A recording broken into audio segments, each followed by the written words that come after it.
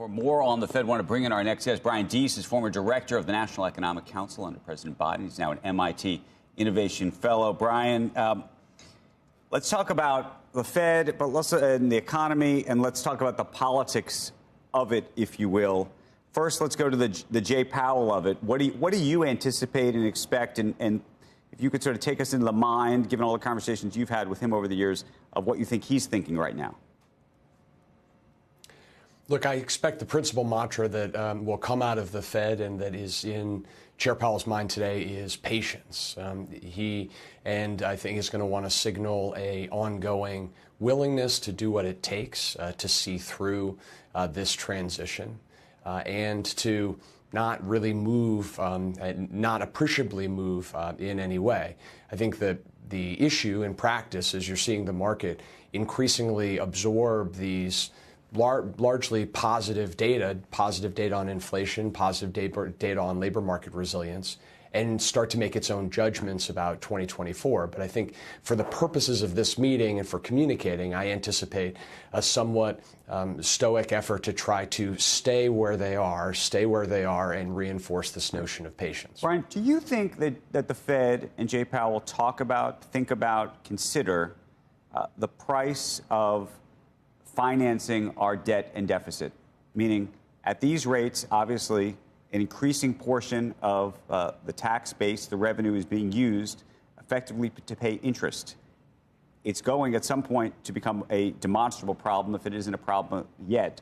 Is that something that you think he considers, doesn't consider?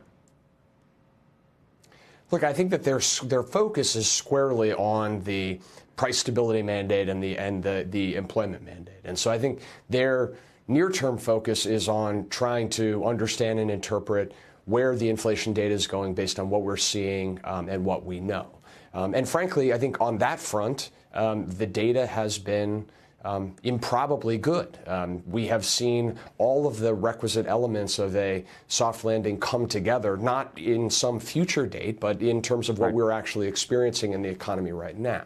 So I think in the short term, that is their focus substantively, and I think that will continue to be their focus narratively as well, which is how to continue to maintain these conditions in the short term. Look, the fiscal challenges operate obviously in this context, but I think that principally those fiscal challenges are ones that operate for Congress, and Congress, for both good and for bad, has a role to play here in maintaining the positive economic conditions we have today. So separately, let's talk politics. The political question of where our economy is. We keep getting relatively good numbers, but I wonder whether those numbers translate into feelings about the way the American public feels. Because if you look at the polls, they don't suggest that the American public looks at this president and this administration and thinks that the economy is doing tremendously well. You can look at some of the numbers and you can make that argument, but it doesn't translate. How do you think about that?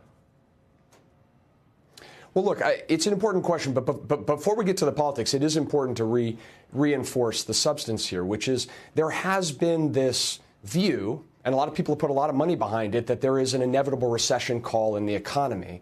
And there's been a lot of money lost and a lot of people's viewpoints upended here, in part because you've missed what's been happening at the household level.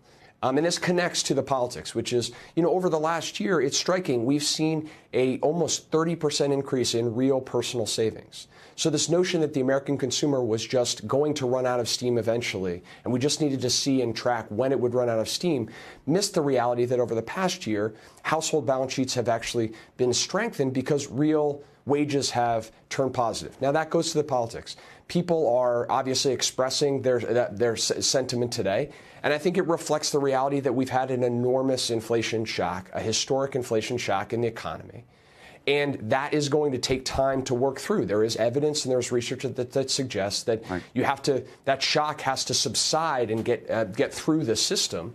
But I think if we operate for a couple more quarters with inflation in the zone that it is now and continuing to come down, with gas prices now in most cases falling to at or below $3 a gallon, with the stock market performing the way that it has for the last several months. Do you think the president would get credit for that?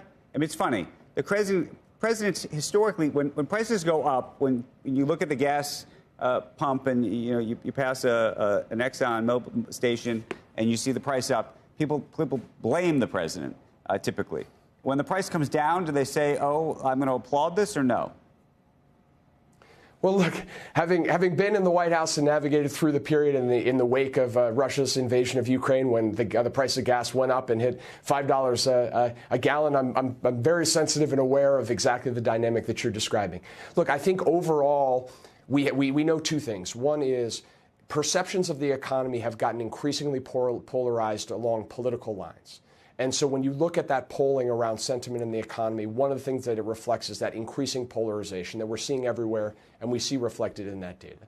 But number two, we do know historically that as economic data improves, it leads to improved sentiment, and in general, the incumbents benefit from that. I think in this particular case, the Biden administration and the president have a very good story to tell about hard decisions that they've made that have helped to lead to this economic outcome.